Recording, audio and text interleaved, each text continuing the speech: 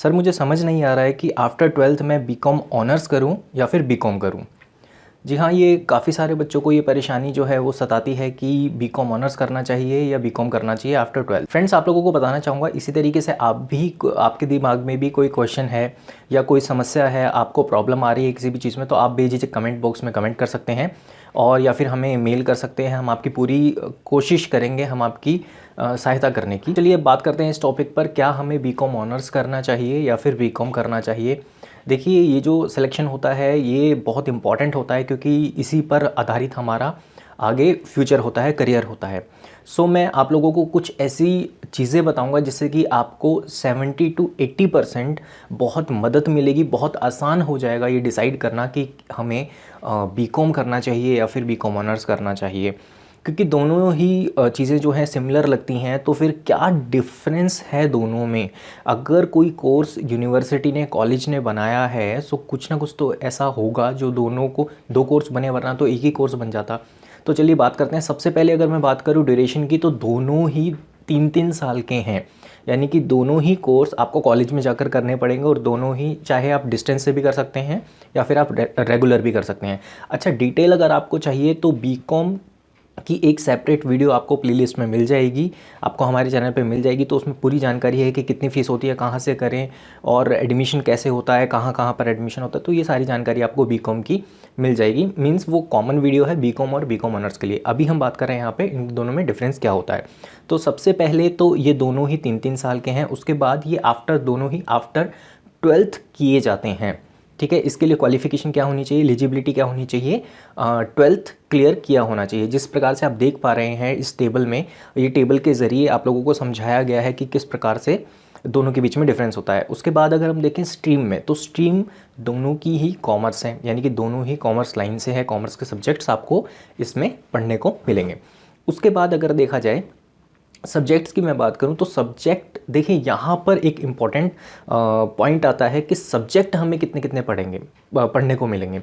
हर साल आपको first year BCom में भी, बीकॉम ऑनर्स में भी, सेकेंड ईयर में, थर्ड ईयर में, दोनों में ही ये कॉमन सब्जेक्ट्स मैं आप लोगों को कुछ बता रहा हूँ कि इतने तक आपको सब्जेक्ट्स हर साल पढ़ने को मिल सकते हैं, बीकॉम ऑनर्स में भी और बीकॉम में भी।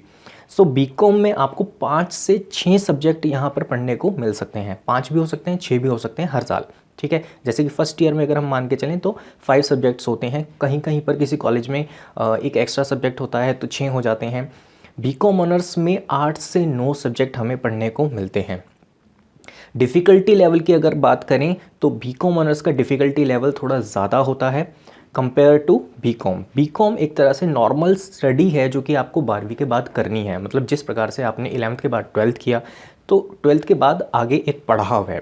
लेकिन बीकॉम ऑनर्स की बात करें तो इसका डिफ़िकल्टी लेवल थोड़ा ज़्यादा होता है। मीन्स जो नॉलेज होती है वो थोड़ी ज़्यादा होती है, यानी कि इस बीकॉम ऑनर्स को थोड़ा वास्ट बनाया गया है।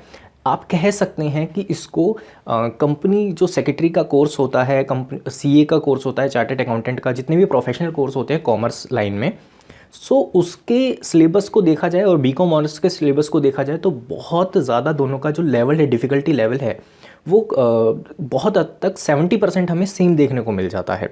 यानी कि उसको इस तरीके, बीकॉम ऑनर्स को इस तरीके से डिज़ाइन किया गया है तो एक तरह से वो आपका बहुत ही ज़्यादा अप लेवल हो जाता है, डिफ़िकल्टी लेवल ज़्यादा हो जाता है, स्किल्स लेवल ज़्यादा हो जाते हैं, आपको ज़्यादा पढ़ने को मिलता है।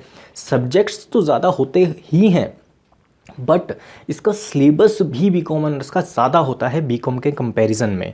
यानी कि आपको डीप नॉलेज इसमें देखने को मिलेगी। इसको इस तरीके से समझ सकते हैं आप कि अगर आप बीकॉम का पेपर देखेंगे तो वो थोड़ा सा सिंपल होता है और बीकॉम ऑनर्स का जो पेपर आता है वो थोड़ा हाई लेवल का होता है। यानी कि उसके जो क्वेश्चंस होते हैं वो एक तरह से सीए के लेवल तक के भी हो सकते हैं। अब डिपेंड करता है अलग अलग यूनिवर्सिटी में। कहीं पर देखा गया है कि बीकॉम ऑनर्स और बीकॉम का ज़्यादा डिफरेंस नहीं होता, सिर्फ 20% ही बीकॉम ऑनर्स हार्ड होता है। लेकिन कुछ यूनिवर्सिटी ऐसी हैं जहाँ पर 50% से 70% बीकॉम ऑनर्स का जो कोर्स है वो बीकॉम के लेवल से ज़्यादा हार्ड माना जाता है। सिलेबस मैंने आपको बता दिया कि बीकॉम ऑनर्स में ज़्यादा बड़ा सिलेबस होता है, सब्जेक्ट्स ज़्यादा होते हैं, डीप नॉलेज होती है।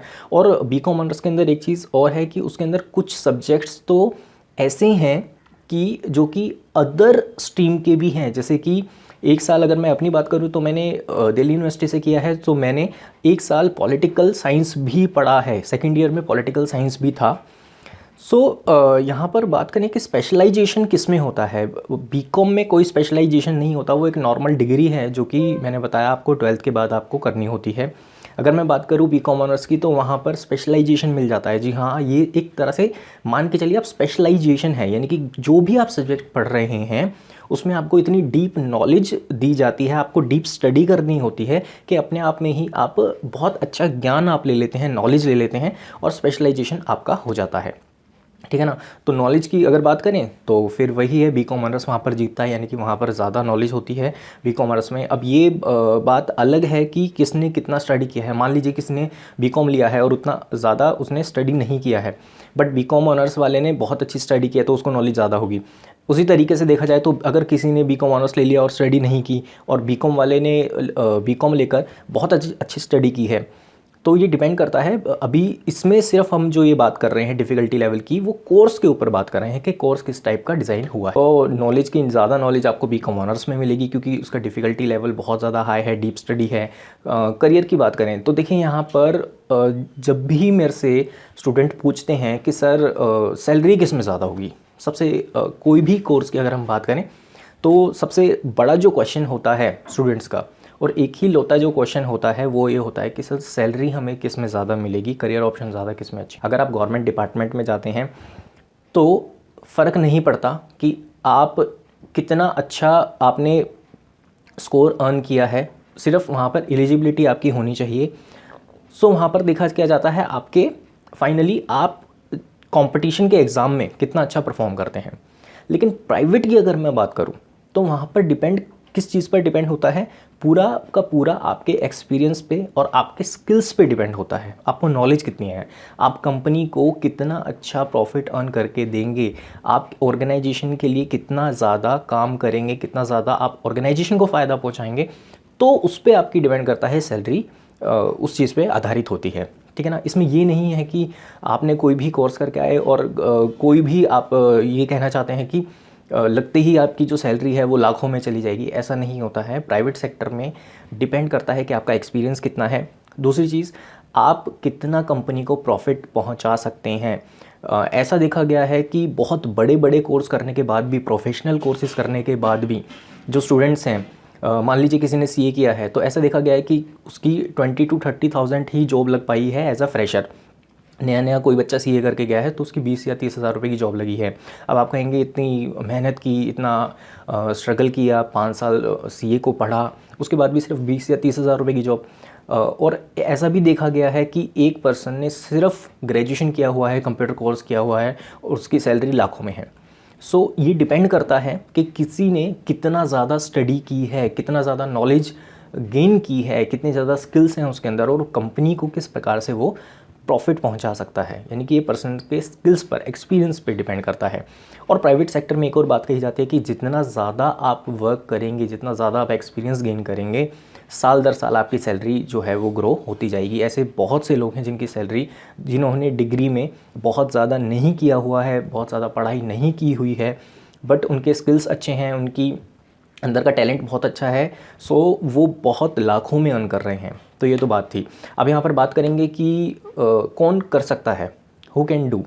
बीकॉम ऑनर्स कौन कर सकता है और बीकॉम कौन कर सकता है। देखिए बीकॉम तो कोई भी कर सकता है, जिसने 12th पास की है कोई भी कर सकता है, लेकिन बीकॉम ऑनर्स कौन कर सकता है, इसमें मैं ये बात बताना चाहूँगा, ये पर्सन टू पर्सन डिपेंड करता है। बट फिर भी एक मैं कॉमन आप लोगों को एक सलाह दे रहा हूँ, क्या कि जो वो कर सकता है जो एक्स्ट्रा बर्डन लेने के लिए तैयार हो।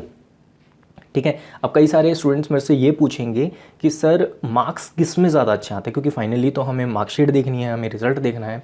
तो मैं बता देना चाहूँगा आपको कि मार्क्स डिपेंड करता है फिर से आपके स्ट्रगल पे। बहुत सारे स्टूडेंट ऐसे हैं, ऐसा नहीं है कि बीकॉम ऑनर्स ले लिया, मिसकंसेप्शन फैला हुआ है कि बीकॉम ऑनर्स लेने के बाद बीकॉम ऑनर्स में अच्छी परसेंटेज नहीं आती है और बीकॉम में बहुत अच्छी परसेंट आती है। डिपेंड करता है, क्योंकि आपको कम स्टडी करके बीकॉम में एग्ज़ाम देने होते हैं, एक तरह से देखा जाए तो, कंपैरिजन किया जाए तो बीकॉम ऑनर्स के साथ। सो बीकॉम वाले कम स्टडी में भी अच्छा स्कोर कर सकते हैं। लेकिन फिर से मैं ये कहूँगा कि डिपेंड करता है कि मान लीजिए कोई किसी ने बीकॉम ऑनर्स लिया और उसने बहुत अच्छी स्टडी नहीं की और एक बीकॉम लेने वाले ने बहुत ज़्यादा अच्छी स्टडी कर दी तो उसके मार्क्स आ गए। उसी तरीके से वाइस वर्सा अपोजिट भी हो सकता है। एक पर्सन है, उसने बीकॉम ऑनर्स लिया, अच्छी स्टडी की, अच्छे स्किल्स इंप्रूव किए, अच्छी नॉलेज गेन की और उसके मार्क्स 90+ आ गए। ऐसे देखे गए हैं केस बहुत सारे। और साथ में किसी बच्चे ने अगर बीकॉम लिया है और बीकॉम लेकर भी अगर वो ठीक से पढ़ाई नहीं कर रहा है और वो ये सोच रहा है कि बीकॉम तो बहुत ही ज़्यादा इजी है, मैं ऐसे ही कर लूँगा। ऐसा देखा गया है कि बीकॉम में भी बहुत सारे बच्चों की ईआर आती है, रह जाते हैं बच्चे, फेल हो जाते हैं। ये भी डिपेंड करता है। कंक्लूज़न पर अगर आएँ तो ये पूरी तरीके से डिपेंड करेगा आप पे कि मैंने तो पूरी कोशिश की है कि आप लोगों को डिफरेंस मैं दोनों के बीच में समझा दूं कि आपको दोनों में क्या डिफरेंस होता है। बट ये पूरी तरीके से जो डिसीजन है ये आप लोगों को लेना है कि आप लोगों इन पॉइंट्स के आधार पर और अपने स्टेमिना के आधार पर कि आप किसकी अच्छी तरीके से पढ़ाई कर पाएंगे और अपनी डेडिकेशन के आधार पर कि आप डेडिकेटेड है भी पढ़ाई के प्रति या फिर नहीं है। ये डिसीजन पूरा आपके ऊपर है। मैंने 70 to 80% कोशिश की है कि मैं अपने जितना भी मेरी नॉलेज है मैं आप लोगों को पूरा गाइड कर सकूं। बट फाइनली जो 20 to 30% रह गया वो आप लोगों को डिसीजन लेना है। और फिर भी अगर आपके कोई डाउट रह जाते हैं, कोई आपकी परेशानी है, कोई इन्फॉर्मेशन आप चाहते हैं तो बेझिझक आप कमेंट बॉक्स में कमेंट कर मुझे बता सकते हैं। मैं पूरी कोशिश करूँगा कि आप लोगों की सहायता करूँ। एक क्लास में ही मैं आप लोगों को क्लास लेकर किसी भी टॉपिक पर आप लोगों के लिए नेक्स्ट जो है लेक्चर लेकर। तो चलिए अब मिलते हैं नए टॉपिक के साथ, तब तक के लिए टेक केयर।